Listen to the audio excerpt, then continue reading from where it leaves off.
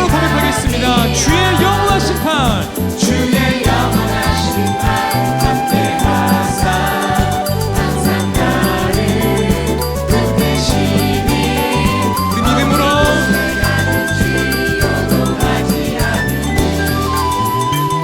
우리 마지막으로 다시 한번 믿음으로 고백하겠습니다. 주의 영원하신 판, 주의 영원하신 판 함께 하사 항상 나를 붙드시니 어느 곳에 가든지 요동하지 않으니 주의 팔을 의지하니라.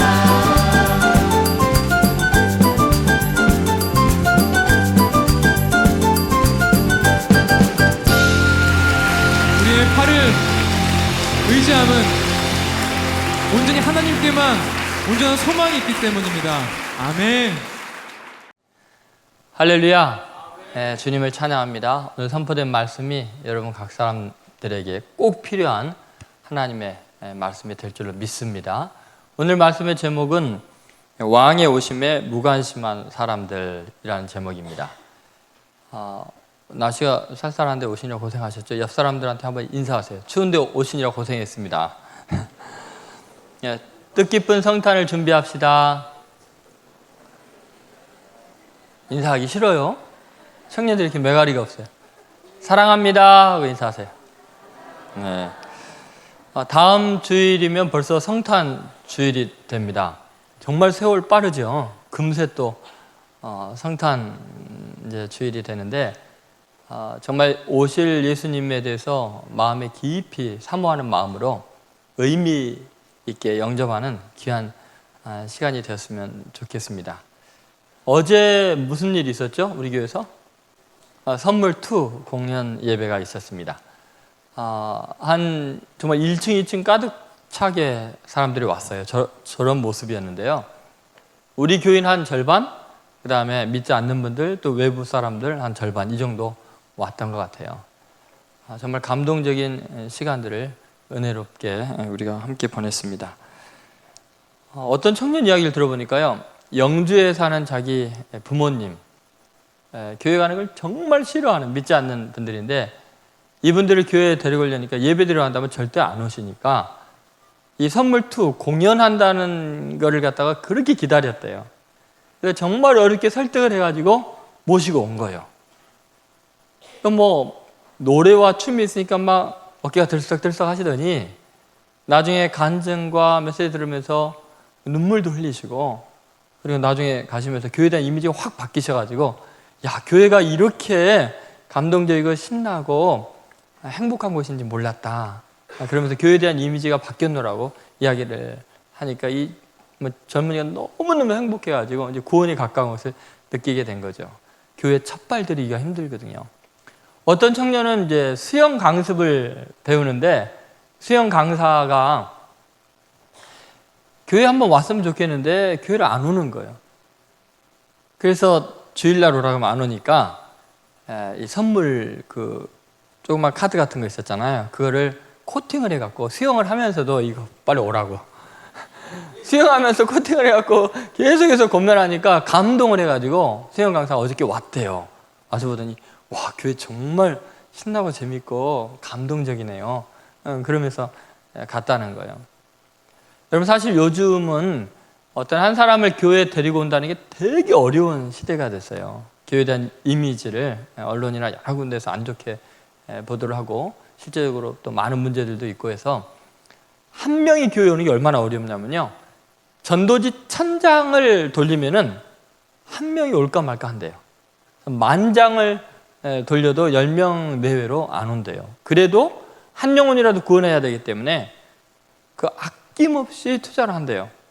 근데 우리 신촌교회는 고맙게도 정말 수백 명이 안 믿는 사람들이 그런 식으로 전도돼가지고 와서 함께 하나님의 말씀을 듣고 그럴 기회를 얻게 되는 게 얼마나 고마운 일인지 모르죠. 정말 많은 사람들이 봉사를 했습니다. 특별히 어제 그 KBS 1TV에 24일 밤인지 25일 밤인지 다큐멘터리 프로그래밍이었나요? 거기에 이제 출연하게 되실 분이 오셔서 간증을 하셨어요. 간증을 하고 노래도 했어요. 근데 저분 그 부인은 이제 정말 자기 세포가 자기를 파괴해 나가는, 키가 145cm밖에 안 되고 자라지를 못하고 정말 천사 같은 미소를 가진 분인데 고통스럽고 수술을 몇 번씩 하시는데 지금도 병원에 수술하고 기다리시는데, 이 아내를 위한 노래를 지었고 그것을 노래를 하는데 그 가사가 너무 애절하고 그 절규하듯이 노래를 부르는데 모든 사람이 다 울었어요. 근데 그 가사 내용 중에 다 가져가시오, 내 생명도 가져가시오, 당신이 없는 세상은 내가 그때까지요, 내 생명은 그때까지요, 이러면서 노래를 하는데 마치 성탄에 오신 예수님께서 내 모든 것 가져가시오, 내 생명까지 가져가시오, 당신들이 살 수만 있다면 내 생명 여기까지요 하면서 예수님께서 자신을 주신 것 같은 그런 감동을 맛보았어요. 그 밖에 이제 10대부터 60대까지 그 나와서 이게 춤을 추는데 온 성도들 다 자지러졌어요. 머리가 하얀 60대 안수 집사님이 춤을 추고, 그 다음에 50대 배가 뻘 나와가지고 철렁철렁 하시는 아저씨가 춤을 추는데 다 배꼽 잡고 웃었죠. 너무너무나 행복하고 감동적인 시간을 가졌어요. 근데 이런 모든 것이 있기까지요, 우리 청년부 대학부에서 헌신한 지체들이 있었어요. 스페셜 팀이라고 해가지고 그 짐꾼들을 스페셜 팀이라고 불러준 거예요. 일부리. 그래서 이 무대 세팅 나르고 치우고, 나중에 여기 그 종이가루 다 날려가지고 그 다 하나하나 치우면서 수고했는데 처음부터 끝까지 수고하면서요, 너무나 행복하게 일하고, 출연진들 스태프들 동선을 따라서 안내하고 이런 것까지 다 하면서 이 밑에 뒤쪽에 올라오는 계단이 굉장히 가파른데 거기서 넘어져갖고 굴르고 막 이랬는데도 막 신나가지고 너무 재밌게 봉사하는 그런 사람들이 있었어요. 그런 모든 섬김의 사람들, 그런 분들 때문에 믿지 않는 분들의 마음이 활짝 열리고 정말 감동적으로 복음을 전할 수 있는 아주 귀한 시간이었던 것 같아요. 이렇게 정말 멋진 공연이 준비되어 있다고 분명히 광고를 보여줬고 제가 그렇게 권면을 했건만 우리 교인들 절반밖에 안 왔어요. 물론 여러분들의 마음을 이해를 해요.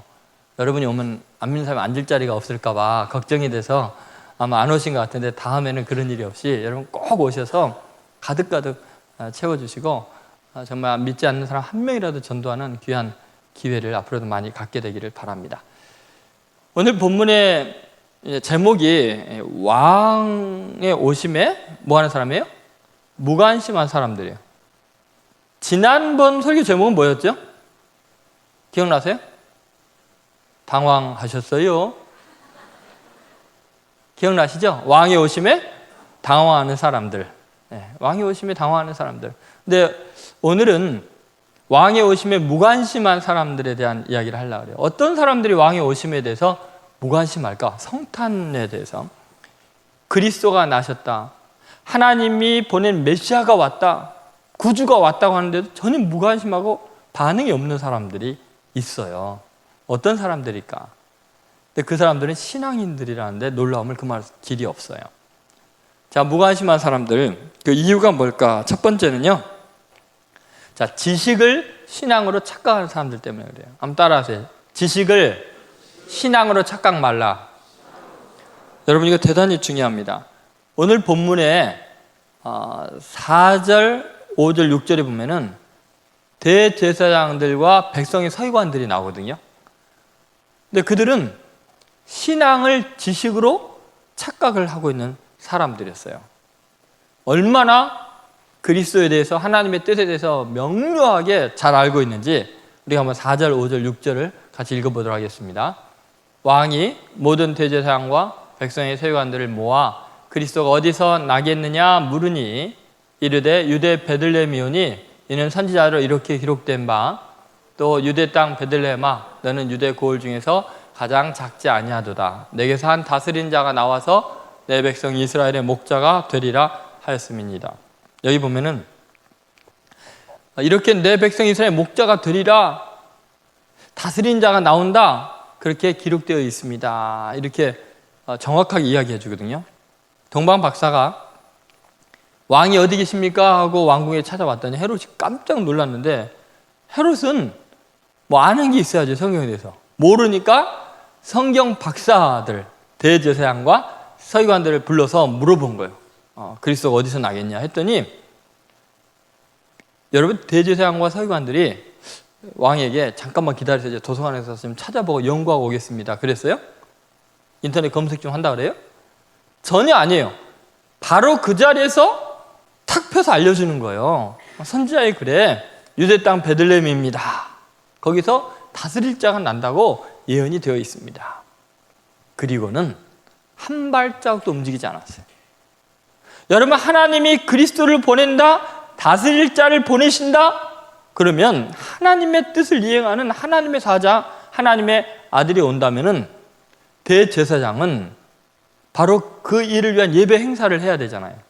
백성의 서기관들은 그것을 백성들에게 가르쳐 줘야 되잖아요. 그런데 그들은 그것을 말은 해주면서도 한 발짝도 움직이지 않았어요. 무감각했어요. 남에게 가르쳐 주면서도 자기네 삶의 변화가 전혀 없었어요. 완벽한 지식을 갖고 있었는데 아무런 삶의 변화나 행동의 변화 전혀 없었어요. 이들은 지식을, 진리에 대한 지식을 신앙으로 착각하고 있는 거예요. 지식을 알고 있고 남에게 가르쳐주는 중요한 일을 하면은 자기는 하나님 앞에 믿음이 좋은 사람, 신앙인이라고 착각하고 있었던 거예요. 이거 대단히 위험합니다. 오실 왕을, 하나님의 메시아를 자기 머릿속에 가다 놓고 지식의 한 조각으로, 정보로 그냥 제한시키고 있다는 거죠. 여기에 위험성이 있어요. 너무나 많은 크리스천들이 기독교 전통에서 기독교 신앙은 믿음이다, 믿음이다 하니까 그 믿음이라는 개념을 잘못 오해해가지고 지식에 대한 정보를 가지고 있는 것, 동의하는 것, 이 정도로 생각을 하고 있어요. 여러분, 그것은 신앙이 아니에요. 그것은 아주 심각한 문제를 일으킵니다. 여러분, 생각해 보세요. 만약에 예수 그리스도 그분이 내 삶에 영향을 못 미친다면 내가 결정할 일, 말하는 거, 행동하는 거, 돈 쓰는 거, 내 인생의 미래를 헤쳐나가는 이 모든 것에 오실 왕이 아무런 영향을 미치지 못한다면 그게 무슨 신앙이니? 전혀 신앙과는 상관없는 거예요. 예를 들면 여러분이 역대 대통령들에 대해서 많이 알아요. 평가도 하고 장점, 단점 다 알고 그 집안 비리도 알고 훌륭한 점도 알고 다 알아요.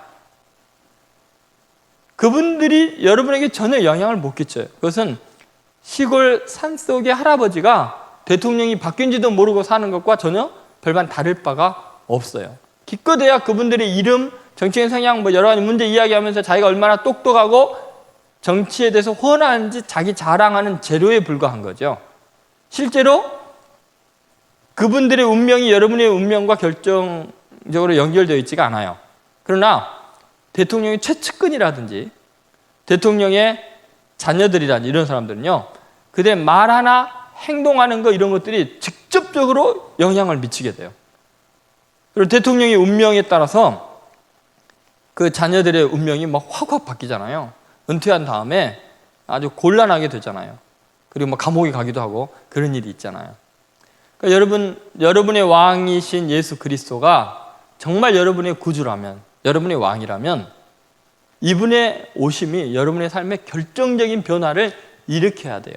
그렇지 않으면 아무 의미가 없다는 거죠. 여러분, 이것은 굉장히 중요한 이야기입니다. 정보적 차원의 지식하고 관계적 차원의 지식을 구별할 수 있어야 돼요. 신앙의 지식은 정보적 차원의 지식이 아니에요. 이 관계적 차원의 지식인데 이게 뭐냐면은 예를 들어서 히브리어로 야다라는 말인데 그것은 알다라는 뜻이에요. 근데 이 야다, 알다라는 말은 단순히 그냥 지적인 알미 아니고 체험적인 알므로서 관계를 맺다는 것을 의미해요.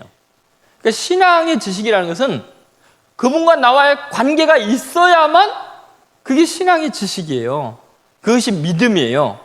관계가 없이 정보로 알고 있고 남 가르치고 그러나 그 사람과 나와 아무런 관계가 없다면, 대제사장과 백성의 서기관들처럼 예수 그리스도와 아무 관계가 없다면 그거는 신앙이 아니에요. 신앙인으로 착각하는 거죠. 종교의 지도자이고 성경에 대해서 박식하기 때문에 자기는 훌륭한 신앙인이라고 착각을 하고 있는 거죠. 이런 이야기가 있어요. 그 미국의 테네시주의 클락스빌의 센고 연합 감리교회라고 있는데 거기에 윌리 라일이라는 목사님이 부임을 하게 돼요. 윌리 라일 목사님이 담임 목사님으로 부임하게 되는데 이분이 아주 재밌는 분이에요. 교회에 부임하기 전에 이분이 4박 5일 동안을 노숙자 행동을 한 거예요. 노숙자로 지내는 거예요. 그리고는 이제 주일날 새벽에 윌리 라일 목사님이 교회 바로 옆에 앉아 있었어요. 성도들의 반응을 보려고. 그랬더니 뭐 어떤 성도들은 지나가면서 돈을 좀 주기도 하고 어떤 성도들은 말을 붙이면서 다정하게 이야기도 하기도 하고 어떤 성도들은 또 먹을 걸 갖다 주기도 하고. 그런데 그 숫자가 한 20명 됐어요. 퍼센테이지를 보니까 그 교회 한 10% 정도 사람들이었어요. 이분이 부임한 다음에 이 신앙은 행동하는 신앙이어야 된다는 이야기를 하시면서 설교를 그렇게 하셨어요. 우리 교인들은 매주 주일 예배 1시간만 하나님을 섬기기 원하는 것 같습니다. 하지만 그것은 하나님의 계획이 아닙니다. 정말 예수님처럼 살고 있습니까? 이런 이야기를 했어요. 여러분, 우리가 주일날 여기 앉아서 예배 드리는 것이 신앙의 전부라고 생각하면 안 돼요. 대제사장이 제사 집례하는 게 신앙의 전부라고 생각하면 안 되듯이 서기관들이 성경 공부 가르치는 것이 자기가 하나님께 충성을 다하는 전부라고 생각하는 것처럼 그것은 아무것도 아닐 수도 있어요. 실제로 내 삶이 생활이 예배처럼 되지 않는다면 모든 일상이 예수님을 닮아가고 예수님이 원하는 대로 살아가고 예수님이 나에게 왕으로 오셔서 내 삶에 영향을 미치지 않는다면 그것은 무의미해요. 우리는 젊은 시절에 특히 착각하기 쉬운데 지금 내가 기독교 교리를 알고 있고 예수님이 날 위해 죽으셨다는 그 정보를 갖고 있는 것, 그것이 신앙의 전부라고 착각하고 지금 내 삶이 너무너무나 힘들고 바쁘고 취직해야 되고 그래서 하나님의 말씀과 상관없이 일단 내가 지금 급한 것부터 해야 된다. 그래서 말씀과 상관없이 그냥 정보를 알고 있고 그냥 예배 드려주고 이런 것이 신앙생활이라고 하면은 대제사장과 서기관과 다를 바가 없는 심각한 왜곡된 신앙인이 될 수 있습니다. 삶의 현실 속에서 구체적인 행동이 나와야 돼요. 예를 들면 너희 중에 지극히 작은 자에게 한 것이 곧 나에게 한 것이라 그랬어요. 예수님께서. 그러면 여러분 생각해 보세요. 우리가 지금 예배당에 와서 만나고 있는 옆에 있는 사람들, 그리고 힘들고 가난하고 병들고 고통당하는 많은 사람들이 내 삶의 현장 속에 정말 많아요. 외로운 사람들. 그 사람들에서 무관심하고 그들에게 사랑을 베풀지 않고 내 할 일에 늘 바빠서 쫓기고 그렇게 그냥 살아가는 삶. 그러면서도 나는 성경을 알고 있고 믿고 교회 예배 드린다. 이걸 신앙이라고 착각하면은 예수님이 뭐라냐면 너는 나한테 아무것도 안 해줬다 이럴 거 아니에요. 지극히 작은 자에게 행한 것이 나에게 행한 거라고 그랬는데 신앙이 지식에 딱 갇혀있는 그것이 전부라고 생각하면 잘못된 신앙이라는 거예요. 한국 교회가 병든 이유가 거기에 있어요. 여러분은 어떻게 신앙생활을 하고 계세요? 지금 신앙생활 잘하고 계세요? 대제사장, 서기관 같은 모습이에요? 아니면 실제적으로 움직이고 또 삶으로 나타내는 신앙이에요? 두 번째, 우리가 좀 더 깊이 이제 나아갈 텐데 이 지식이 신앙이 아닌 것을 제가 설명을 하려고 그래요. 자, 보세요. 두 번째 아주 중요한 거예요. 무관심한 이유가 뭐냐면 귀신 신앙이기 때문에 그래요. 그러니까 지식에 머무르는 신앙은 귀신의 신앙이에요. 정상적인 신앙이 아니에요. 자, 이게 무슨 말인가? 여러분, 우리가 생각할 때 어떤 암만이 알고 있는 것, 이것이 신앙의 핵심이라고 생각하면은 엄청난 오산이 생기는데 야고보서에는 그것이 얼마나 잘못됐고 위험한 것인지를 이렇게 밝히고 있어요. 야고보서 2장 19절 20절인데 한번 같이 읽어봅시다. 내가 하나님은 한 분이신 줄을 믿느냐? 잘하는도다. 귀신들도 믿고 떠느니라. 아하, 허탄한 사람아, 행함이 없는 믿음이 헛것인 줄을 알고자 하느냐. 여기 보면은 행함이 없는 믿음이 뭐예요? 헛것이라고 그랬어요. 그러면은 행함이 없는 믿음 뭐냐면은 그냥 믿는다는 거예요. 안다는 거예요. 지식과 정보를 갖고 있다는 거죠.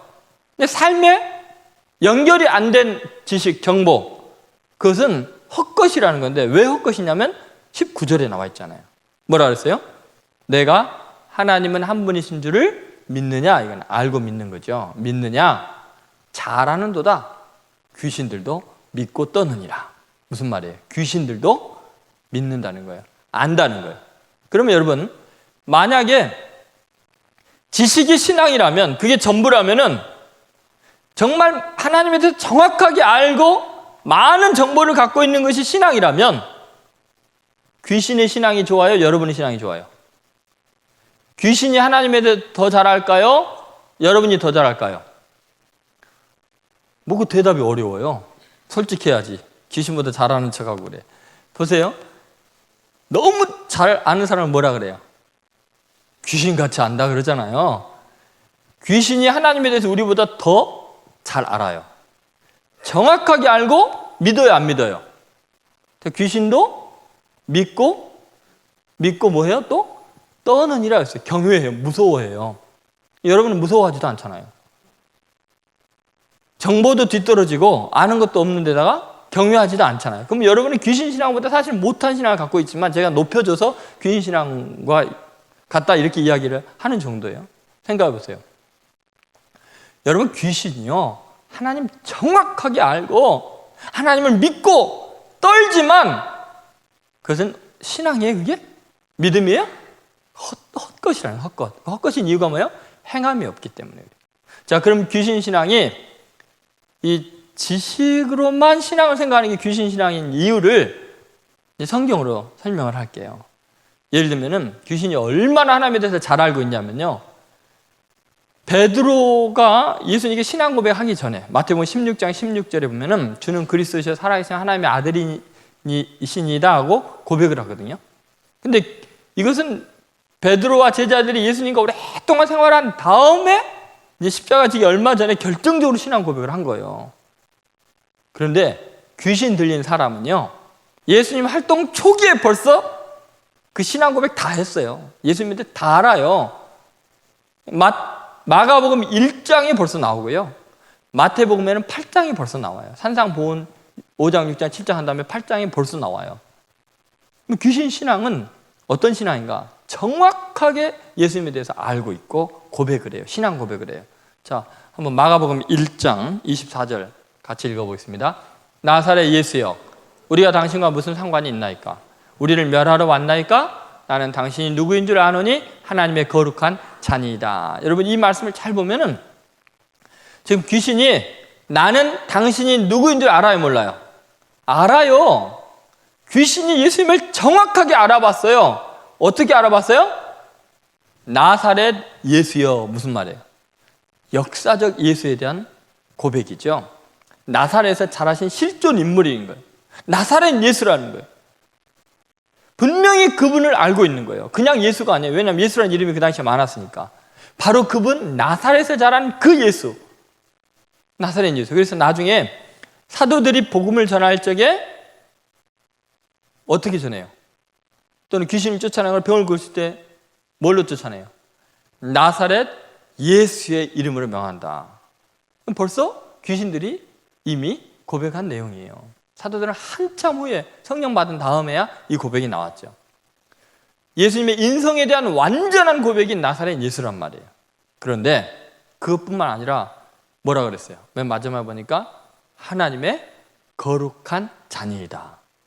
예수님의 신성에 대해서, 하나님의 기름 부음 받은 자라는 거에 대해서, 아니 하나님의 거룩하신 분, 어쩌면 하나님의 본체이신 분, 그거를 안다는 거예요. 그러니까 예수님의 인성과 신성에 대한 고백이 완벽했어요. 예수님에 대한 지식, 제자들보다 훨씬 뛰어났어요. 그래서 알기 때문에 신앙이 깊은 거예요? 그럼 귀신 신앙이 헛된 이유가 뭐냐면 그 가운데 뭐라고 나왔어요? 마가복음 1장 24절 가운데 우리가 당신과 무슨 상관이 있나이까? 우리를 멸하러 왔나이까? 여러분, 귀신 신앙의 특징은 뭐냐면 아는 건 잘 아는데 전혀 상관이 없는 거예요.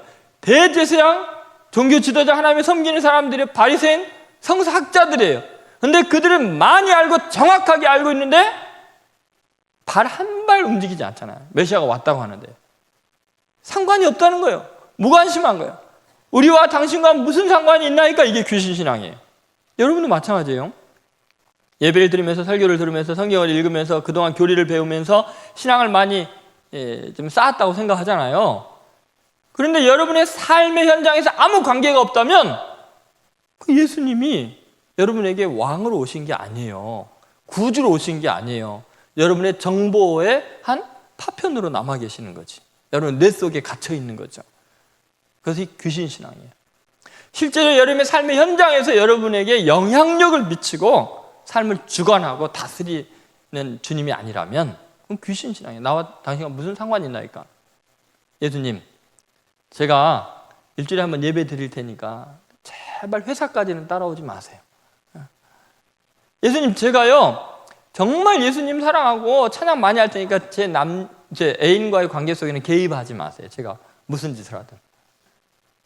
여러분 생각해보세요. 제가 일정한 헌금 11조 드릴 테니까요 나머지 돈에 대해서는 관계 귀 기르지 마시고요. 관심도 두지 마세요. 무슨 상관이세요? 제가 헌금했으면 됐지 왜 귀찮게 하시는 거예요? 여러분 보세요. 그게 귀신 신앙이라는 거예요. 내 삶의 전반적인 모든 것을 그분의 뜻대로 온전히 맞추지 않는 신앙은 아무리 많이 알고 있고 바르게 신앙생활하는 것 같아도 위선이에요. 왜냐하면 대제사장들이 제사 지내는 하나님을 예배한다고 하는 사람들 아니에요. 지도자들 아니에요. 성경학자들 아니에요. 서기관들이. 근데 그들이 뭐라고 하냐면 귀신이 결국은 우리를 멸하러 왔나니까. 예수님 때문에 못 살겠습니다 내가. 왜 자꾸 괴롭히는 거예요? 그렇게 나오는 거예요.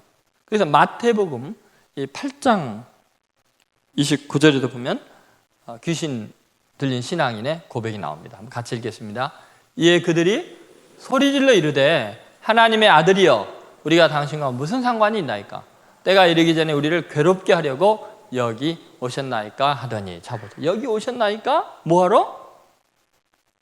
여러분 이들의 이야기 보면 예수님에 대한 신앙 고백이 정확하잖아요. 그 당시에 예수를 하나님의 아들이라고 고백한 건 상상할 수 없는 일이에요. 신의 아들이라고, 거룩한 하나님의 아들이라고, 인간을. 그런데 귀신들은 벌써 알아보고 하나님의 아들이야 고백하잖아요. 그런데 그렇게 정확한 신앙 고백 다음에 뭐라 그래요? 똑같아. 귀신들이 하는 말은 우리가 당신과 무슨 상관이 있나이까? 상관이 없는 삶. 내가 하나님의 아들로 인정해주고 달려와서 경배하고 절해줬으면 됐지 왜 내 삶에 관여를 하시려고 합니까? 이건 내 전문 분야입니다. 내게 자유를 주세요. 그건 크리스천이 아니에요. 예수님이 나의 주인이 아닌, 나의 왕이 아닌 거죠. 왕으로 오신 분에 대해서 무관심한 거예요. 상관하지 말라는 거예요. 무슨 상관이 있습니까? 그리고 나를 괴롭게 하려고 왔나이까? 괴로운 거예요. 자꾸 귀찮은 거예요. 예수님이. 그게 문제예요. 여러분 귀신 신앙이라는 거죠. 이게 얼마나 위험한가 한번 생각해 보십시오. 2010년 11월 SBS TV에 나왔습니다. 거기에 우리나라의 최고 유명한 가수 중에 한 명이에요. 그분이 입으로 직접 한 이야기예요. 제가 이름은 말 안 하겠습니다만 뭐 TV에 나왔기 때문에 말해도 상관은 없습니다만 이게 이 세팅 자체가 지금 귀신 신앙에 대한 이야기를 하는 자리에 인용을 하기 때문에 이름은 말 안 하겠습니다. 이런 내용이었어요. 이분의 어머님이 권사님이셨는데 남편이 병으로 눕게 됩니다. 그러다 보니까 가진 고생을 하면서 3남 2녀를 양육하게 됩니다. 그래서 이제 집에 사글세를 놓게 돼요. 새를 놓게 되는데 그 새들을 사는 부부가 하는 일이 뭐냐면 가짜 꿀을 만드는 일을 하는 거예요. 들어와서 하는 일이. 근데 이 어머니는 그 이웃을 도와서 사계절 내내 불을 이렇게 지펴주기도 하고 그 가짜 꿀 만드는 걸 저어주면서 도와주는 거예요. 그런데 그때마다 이 어머니 입에서는 찬송가가 나오는 거예요. 찬송가가. 불을 떼면서 내 주를 가까이 하게 하면 그렇게 하는 거예요.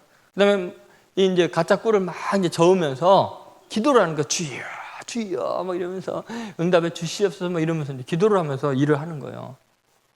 근데 이 어머님은 아주 그 동네에서 유명한 권사님이었고 다 남들이 다 아는 분이었습니다. 10년 가까이를 이 가짜 꿀을 만드는 걸 도와준 거예요. 그리고는 이제 이분이 이 가수인 이분이 미국에 이제 가서 신학 공부를 하게 돼요.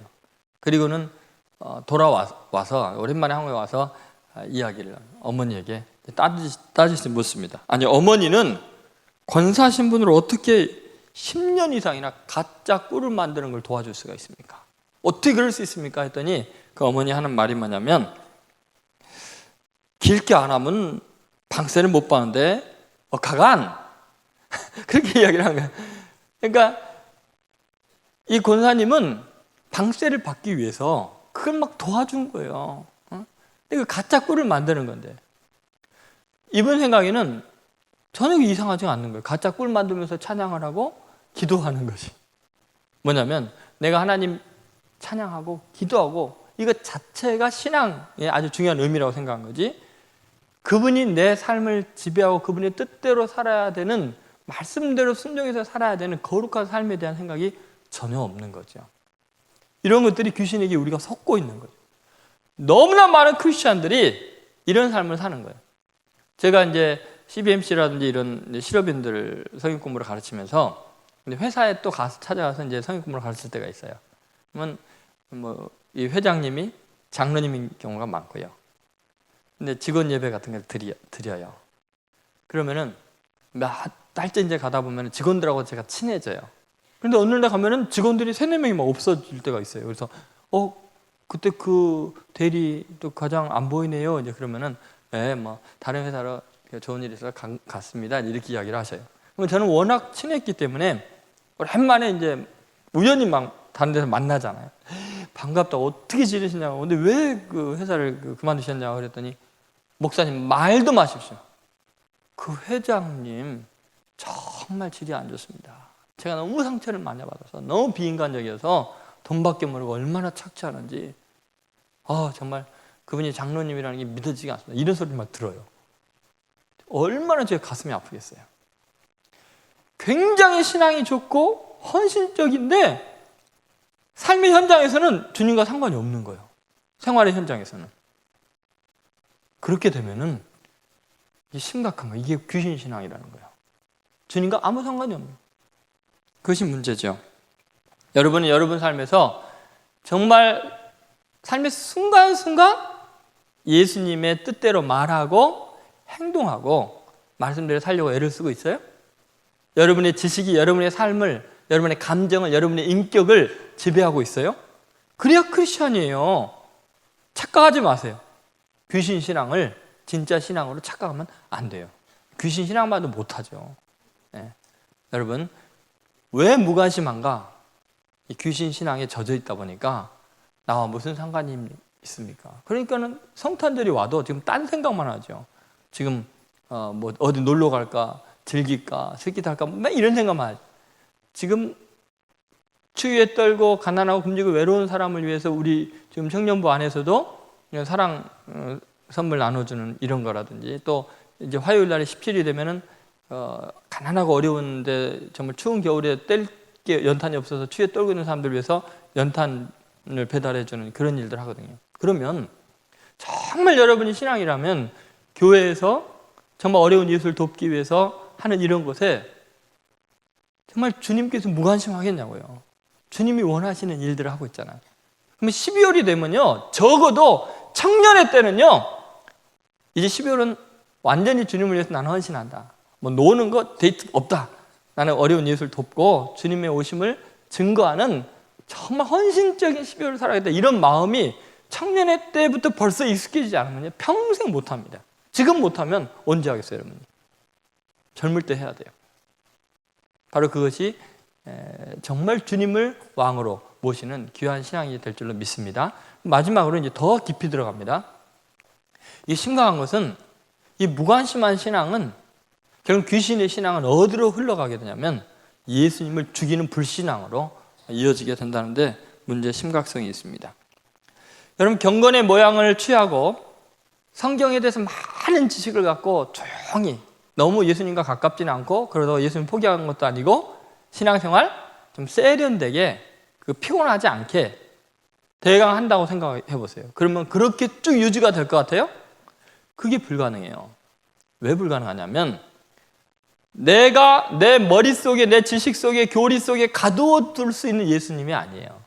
예수님은 살아계신 분이기 때문에, 지금 역사하는 분이기 때문에, 내 인생의 주권자이기 때문에 그분이 관여하셔요. 그래서 내가 컨트롤하고 싶은 예수는 내 컨트롤을 당하지 않아요.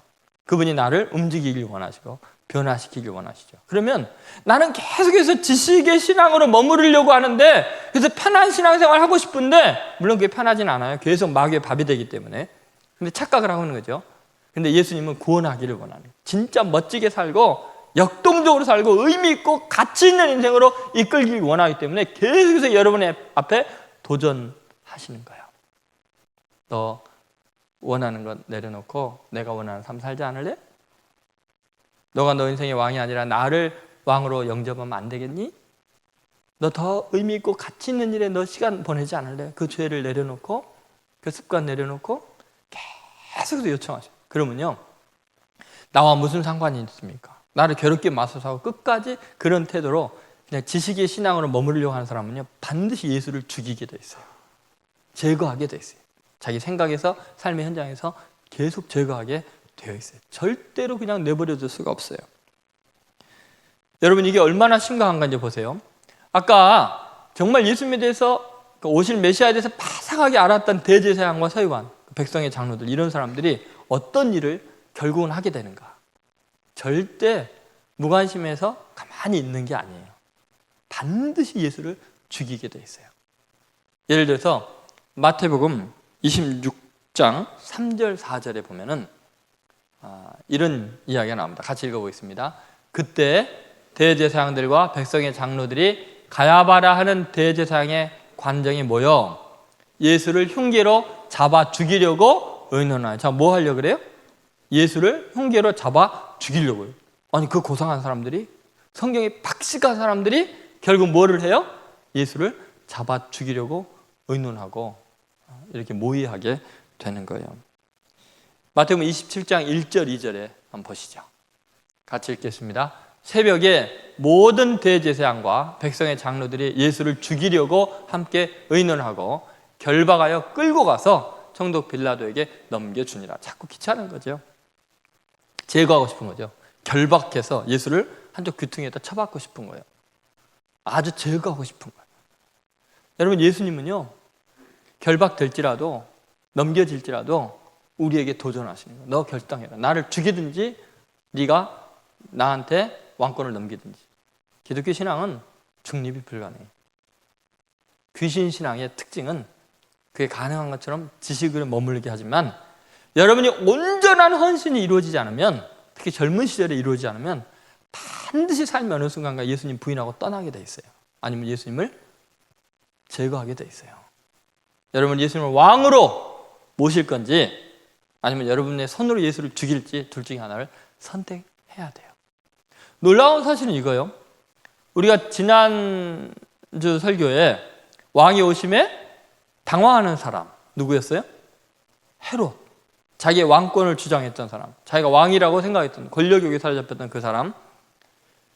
메시아의 탄생을 듣자마자 군사를 보내서 두 사람의 아이를 다 죽일 만큼 잔혹한 짓을 했잖아요. 예수를 못 죽였어요. 그런데 고상한 척, 하나님을 잘 믿는 척, 지적인 신앙으로 굉장히 종교인인 것처럼 했던 이 무관심한 사람들은 결국 예수를 죽이게 돼요. 결국은요, 헤롯에게 역사했던 어둠의 영이나 가장 종교적이라고 생각했던 대제사장과 서기관에게 역사했던 영이나 똑같은 영이라니. 결국 예수를 죽이려는데 목적이 있는. 그렇다면 여러분 보세요. 여러분은 헤롯같이 세속적이고 권력 추구하고 그런 사람들을 볼 때 나는 신앙이 좋고 저 인간의 신앙이 나쁘다고 생각할 수 있잖아요. 나는 굉장히 많은 지식을 갖고 있다고. 그런데 실제로 다를 바가 없이 어둠의 영의 지배를 받고 있는 거예요. 여러분의 인생의 주권을 완전히 주님께 넘기지 않는 한 여러분에게는 평화가 없어요. 끝까지 예수를 죽이게 돼 있어요. 왜냐하면 실제로 대제사장인데 성서학자들이 서기관들인데 어둠의 영의 지배를 받아서 그 사탄의 앞잡이 노릇을 하게 된다는 거예요. 그래서 빨리 여러분이 진정한 왕이신 예수님 앞에 여러분의 전권을 드리지 않으면 결국은 비참한 인생이 되게 돼 있다는 거죠. 이것이 한국교회에 그동안에 일어난 현상이었어요. 예를 들어서 국민일보가 교계 각계 지도자 100명을 대상으로 한국교회가 이렇게 쇠퇴하게 되고 위기를 맞게 된 원인이 뭐라고 생각하느냐라는 질문을 했어요. 100명에게. 그랬더니 응답자의 35%가 성도들의 신앙과 삶의 불일치 때문이라고 이야기했어요. 이게 무슨 말이냐면요. 신앙과 삶의 불일치? 뭐 이런 표현 자체가 사실은 기독교에서는 말이 안 돼요. 신앙이 삶인데, 생활이 예배인데, 근데 가치관이 어떻게 되냐면 성도의 신앙 따로 생활 따로라는 거예요. 그냥 생활이 신앙이고 신앙이 생활이어야 되는데 여기 신앙, 생활 따로 하고 생활 따로 하는가? 일상의 생활 따로 하는가요? 이게 불일치한다는 거죠. 다시 말해서 지적으로 굉장히 고상하고 예배 잘 대사장처럼 드리지만 실제의 삶 속에서는 예수님을 죽이는 일을 하고 있었던 거예요. 교회를 죽이고 있었던 거죠. 그래서 기독교계의 다른 잡지에서 조사한 것과 한번 비교를 해봤어요. 과연 어떤 차이, 정말 이런가? 그래서 비기독교인들이 보는 기독교인들에 대한 이미지를 조사를 한 게 있어요. 그랬더니 도대체 비기독교인들은 기독교는 어떻게 보는가? 31.4%는 교회에서는 어떨지 몰라도 이기적인 경우가 많다. 이게 31.4%. 그다음에 22.9%는 생활에 성실하기는 하나 인격적으로 문제가 있었다.